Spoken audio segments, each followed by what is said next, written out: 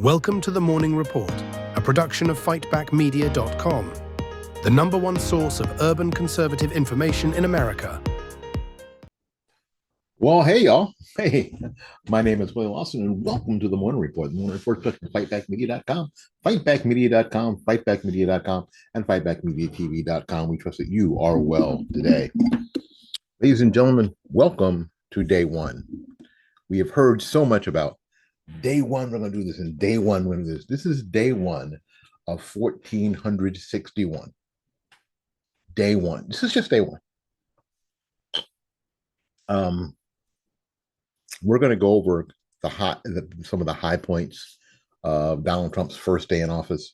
And I waited to the end of the day. Right now, they're all out, they're all out partying. YMCA is funded. Right now, that's what they're all doing. So I thought I'd take this time to go over some of the first day activity, because we hear a lot about, well, first day we're going to do this, first day we're going to do that.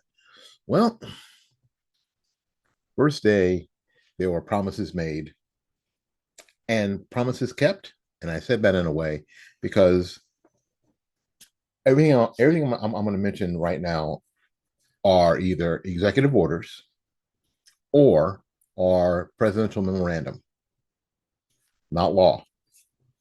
And I want you to, and of course, my viewers and and people on my podcast are smart enough to know that laws are important.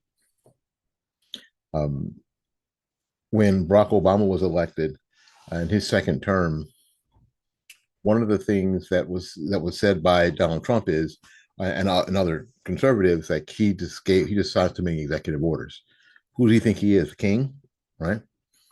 And then, of course, Donald Trump elected in 2016, and what does he do? Signs a bunch of executive orders. And then Joe Biden gets in office and signs a bunch of executive orders. And now Donald Trump's back in office, and the word on the street is that he signed about 200 executive orders today. If they're not law, then they don't count. If it's not law, then it doesn't count. But let's get into it, because we need to know what we have to look forward to, hopefully. All right. Donald Trump made a big deal, especially recently, about unleashing American energy. The promise was that Trump vowed to declare a national emergency to expedite domestic production on day one. Today, President Trump signed an executive order declaring a national emergency, unlocking America's full energy potential. What does that mean? So we're actually going to go to the executive order. What? I know a lot of people are saying this and that, but what we're going to do is actually go there. I'm going to try to open it up to see what it actually says. Let's see if I can do that. Here's what that says. It says, by the authority vested in me as president, by the Constitution and the laws of the United States, including the National Emergencies Act, which is U.S. Code 1601, Section 1, purpose. The energy and critical minerals, or energy identification, leasing, development, production, transportation, refining, and generation capacity of the United States are far too inadequate to meet our national need. We need reliable, diversified, and affordable supply of energy to drive our nation's manufacturing, transportation, agriculture, and defense industries, and to sustain the basics of modern life and military preparedness. Caused by the harmful, short-sighted policies of the previous administration, our nation's inadequate energy supply and infrastructure causes and makes worse the high energy prices that devastate Americans, particularly those living on low and fixed incomes. The active threat to the American people from high energy prices is exacerbated by our nation's diminished capacity to insulate itself from hostile foreign actors. Energy security is an increasingly crucial theater of global competition. In an effort to harm the American people, hostile state and non-state foreign actors have targeted our domestic energy infrastructure, weaponized our reliance on foreign energy, and abused their ability to cause dramatic swings within the international commodity markets. An affordable and reliable domestic supply of energy is a fundamental requirement for the national and economic security of any nation. The integrity and expansion of our nation's energy infrastructure from coast to coast is an immediate and pressing priority for the protection of the United States' national economic security. It is imperative that the federal government put the physical and economic well-being of the American people first. Moreover, the United States has the potential to use its unrealized energy resources domestically and sell to the international allies and partners of a reliable, diversified, affordable supply of energy. This would create jobs and economic prosperity for Americans forgotten in the present economy, provide the United States trade balance, help our countries compete with hostile foreign powers, and strengthen relations with allies and partners, and support international peace and security. Accordingly, our nation's dangerous energy situation inflicts unnecessary and perilous constraints on our foreign policy. These policies of the previous administration have driven our nation into national emergency, and a precariously inadequate and intermittent energy supply and increasingly unreliable grid requires swift and decisive action. Without immediate remedy, this situation will dramatically deteriorate in the near future due to a high demand for energy and natural resources to power the next generation of technology.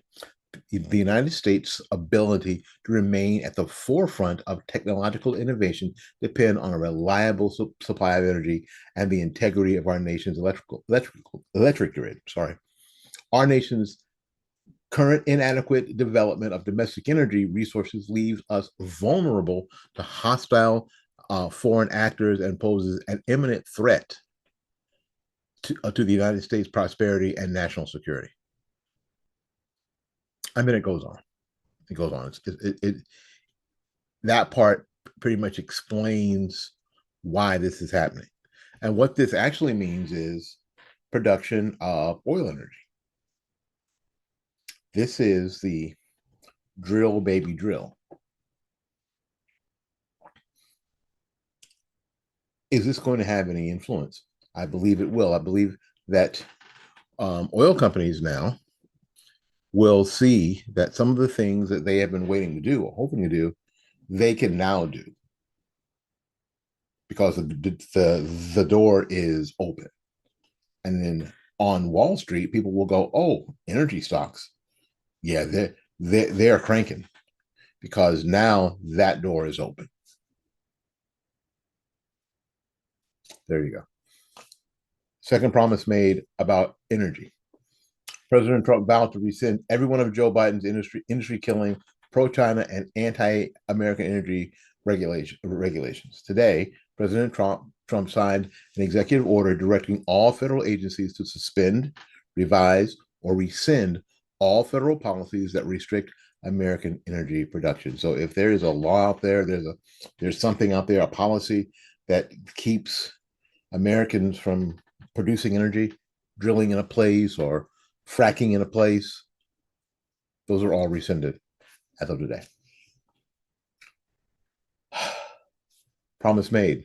President Trump promised to terminate the Biden administration's electric vehicle mandate day one.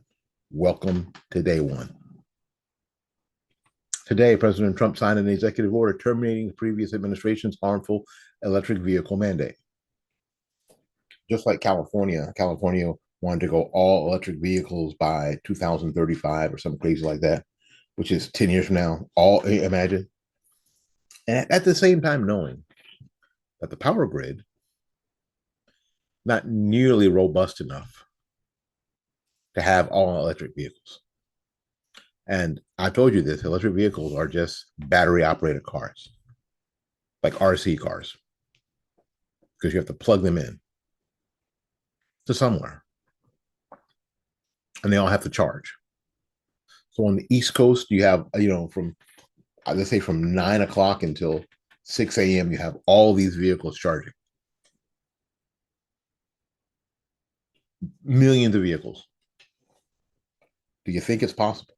Then not just cars. We're talking about trucks that take things across the country. Those trucks, massive batteries, massive batteries. No, you're right. The electric grid is not nearly robust enough for that to take place. No worries though, because today President Trump signed an executive order to terminate the Biden administration's electric vehicle mandate today. Oh, one more energy one. Today, promise made. President Trump promised to reopen the Arctic National Wildlife Refuge, ANWR, in Alaska for energy development on day one. Today is day one. Today, President Trump signed an executive order reversing burdensome regulations that impeded Alaska's ability to develop its own natural resources. Now, what this is actually supposed to do, this is supposed to take those people in Alaska that are, oil people in Alaska and just say, the handcuffs are off. Let's do this. Now, I learned from my friend Kevin Batts, the oil companies can't handle the prices being too low, obviously, for obvious reasons, but they can't be too high, because if they're too high, then people back off. So there's an equilibrium that they want them to be, and it's around $80 or $75, $80 a barrel. That's what they want them to be. Now, that is great for us because it puts our gas prices under $2, or right around $2 a gallon. That's what we want. And if that happens, it isn't just me going to the gas station and not having to spend $80 to fill up my car. That isn't it. It's every vehicle that carries food or any other goods around the country, they pay less too. And thanks to my friend Marita Tedder, she hit me to the fact years ago that it's not just about gas prices, it's about electricity. It's about the things that power this room, the thing that powers the thing that you're watching this on. That's what it's all about. Day one. Let's skip to another thing that's important to America's securing America's borders. The promise is that President Trump promised to take a bold, decisive action to immediately seal the border day one. Welcome to day one. Today, President Trump signed an executive order declaring a national emergency at the border to allow the government to gain operational control over the border, combat the cartels, and secure our nation. Let's go ahead and see if we can look at that executive order. Just a little bit of it. Declaring a national emergency. Oh, and what I'm going to do, I'm going to take the links to these executive orders or presidential actions, and I'm going to put those in the comments so you can read the whole thing yourself, because all of them are way too long to read. I'll read a little bit of this one. It says, America's sovereignty is under attack. Our southern border is overrun by cartels, criminal gangs, known terrorists, human traffickers, smugglers, unvetted military-age men from foreign adversaries, and illicit narcotics that harm Americans, including America. All right. This invasion has caused widespread chaos and suffering in our country over the last 4 years. It has led to the horrific and inexcusable murders of many innocent American citizens, including women and children, at the hands of illegal aliens. Foreign criminal gangs and cartels have been seizing control of parts of our cities, attacking our most vulnerable citizens, and terrorizing Americans beyond the control of local law enforcement. Cartels control vast territories of our just south of our southern border, effectively controlling who can and cannot travel to the United States from Mexico. Hundreds of thousands of Americans have tragically died from drug overdoses because of the illicit narcotics that have flowed across the southern border. The assault on the American people and the integrity of American sovereign borders represents a grave threat to our nation. Because of the gravity and the emergency of this present danger and imminent threat, it is necessary for the armed forces to take all the appropriate actions to assist the Department of Homeland Security in obtaining full operational control of the southern border. Listen to this. Because of the gravity of an emergency of this present danger and imminent threat, it is necessary for the armed forces, the Army, the Navy, the Air Force, the Marines, the Coast Guard, the Space Force, to assist the Department of Homeland Security in obtaining full operational control of the southern borders.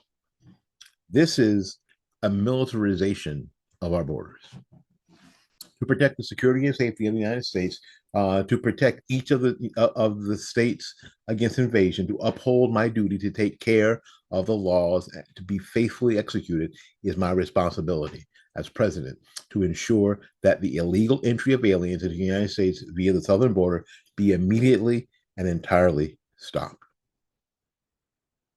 As commander-in-chief, I have no more solemn duty than to protect the American people. And using the same act, different sections of the National Emergency Act, this is what's happening. This, my friends, is what's happening. It's happening. It's happening. All right. President Trump vowed to immediately launch the largest deportation operation of criminals in American history. Day one. Welcome to day one. Today, President Trump signed an executive order requiring Homeland Security officials to deport aliens with orders of removal and prioritizing the prosecution of illegal criminal offenses. Now, here's the deal. If you are here illegally, that means that you haven't applied for interest in the country legally, you haven't signed the paperwork. If you just sort of walked across the border, you are here illegally. And then if you have managed to find yourself on the wrong side of a local law, whatever that is, whether you drove a car without a driver's license, whether you ended up, in one of these gangs committing some crime, whether you raped somebody, whether you, knocked somebody in the head and took their money, because all that stuff's going on. All of that stuff's going on. This does not be silly. All that stuff's going on. If you've broken some other law, in addition to coming into the country illegally,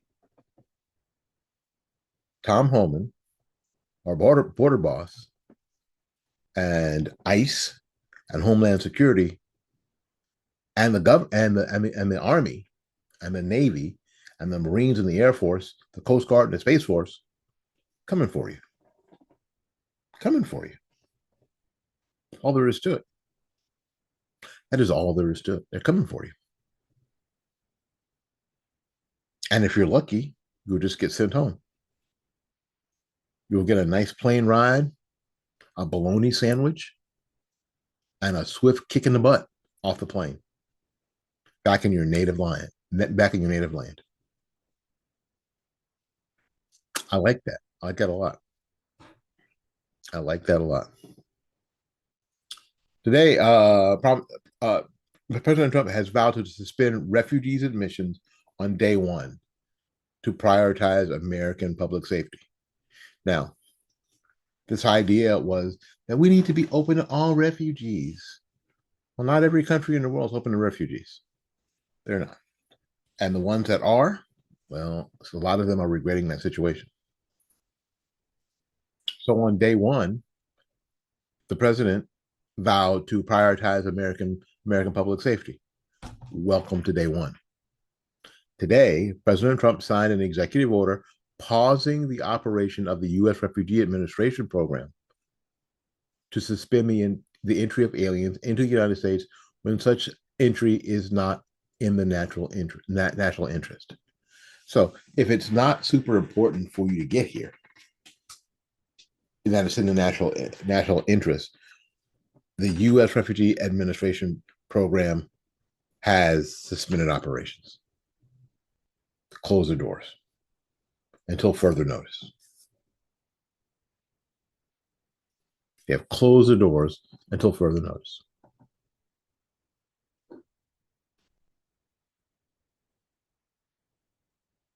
The United States lacks the ability to absorb large numbers of migrants and in particular refugees into its communities in a manner that does not compromise the availability of resources for Americans. That protects their safety and security, and that ensures the appropriate assimilation of refugees.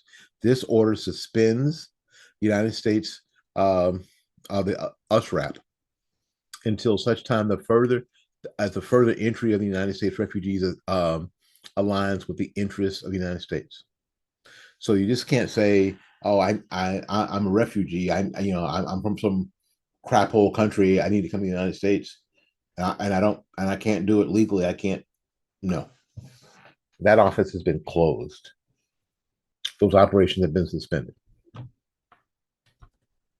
and I'm all about it, and I'm all for it. I think most of you are too who watch this. All right. President Trump pledged to immediately restart the construction of the border wall. Day one. Welcome to day one. Today, President Trump signed another executive order directing the Secretaries of Defense and Homeland Security to finish construction of a physical barrier along the southern border. Now, there's been a lot of talk about that. If you have a 15-foot wall, don't you just need a 16-foot ladder? Yes. But it is the psychological effect of seeing this border, of seeing this wall, that in a lot of cases will stop people. And that'll stop them from coming here illegally, and it'll stop them from being arrested and being put in jail, and that'll stop people from being kidnapped by the cartels and dying in a box truck somewhere in the desert when they get found. Just the physical idea of that's too much. Can't do it. I think I'll just turn around and go home. Today, President Trump signed an executive order directing the Secretary of Defense and Homeland Security to finish the wall. All right. Something that we all, are sick of and have seen a lot of, and we talk about draining the swamp. Because this is a swamp. This is a swampy swamp. Targeting government corruption. Now, this is something that actually a lot of people are going to wonder about and have problems with. But I think that in order to get back to work, to get back to some sense of control, this has to happen. President Trump promised to order federal workers to get back to the office in person or be terminated from their jobs immediately.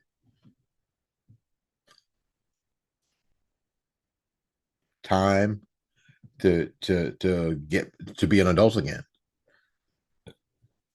President Biden said COVID's over. It's time to get back to work. Time to be grown-ups now. He said he would do that day one. Welcome to day one. Today, President Trump signed a presidential memorandum ordering agencies to take all necessary steps to terminate remote work. Basically wrote a memo to all the departments. You must terminate remote work. People need to get off their couches and act like a grown-up and get you back to the office, if indeed you're going to work for the federal government. If you're going to work for the federal government, going back to work. Now, if for some reason where you just can't because you have some condition, your anxiety, your ADHD, or whatever it is, then resign. That's all there is to it. And we already know that he promised to create a Department of Government Efficiency to slash government waste. So today, President Trump signed an executive order establishing and implementing the President's Department of Government Efficiency to oversee a substantial reduction in the size and scope of government. Oh, y'all want to know what that is too? Again, I told you I would take these executive orders and I would put them in the comments, and that way you could look over them yourself. Let's look at a couple of more.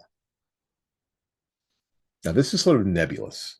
Restoring American greatness. The promise throughout the entire campaign is we're going to put Americans first. We're going to put Americans first. America first. So you do that at day one. Welcome to day one. Today, President Trump signed a policy directive declaring that the United States foreign policy must always put the interests of America and its citizens first. Now, isn't that amazing that you have to actually say that out loud? Because who they're talking to now is the diplomatic people, all the diplomatic services that are run by, or soon be run by, the Secretary of State, Marco Rubio. That, one of the phrases I got from a show we used to watch, where the lead character used to say, "If it don't make money, it don't make sense. If it's not America first, it doesn't make any sense. If it doesn't benefit me first, us first, then why are we doing it? If it doesn't benefit us first, if we can't find a way to say, oh, that benefits United States citizens and United States interests, what are we doing? What are we doing?" But it had to be. The problem is, it had to be said. So Trump says it in a policy directive. And I'll put the link to that policy directive also in the comments. I'll put the link in all the stuff we talked about in the comments. All right. Now, I don't know. I mean, the last four, and we're gonna do all these four, because it's more about how we look at things and how we see things. Actually, there's three of them, not four. I'm sorry. Let's see. One, two of them. Not four, but two of them. How we see things, how we process stuff. Bringing back common sense. Before I read these, I'm going to explain to you what I think common sense is and why we think common sense is missing. Well, common sense is this. If we live in the same city, let's say we live in neighboring neighborhoods, right? And so an event happens in my neighborhood, and you and I have a common upbringing. We may go to the same church. We may go to the same schools. We may go to the same clubs. We may watch the same TV shows, read the same books. So an event happens, even if we don't know each other, we kind of look at things the same way.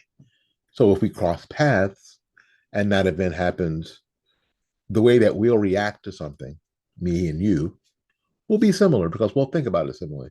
That'll be that common sense, that common thing we have together, common sense. And because of all the divisions that we have, right? Now we don't have a lot of common experiences or common stuff. So now you and I are in situations and we don't think alike anymore.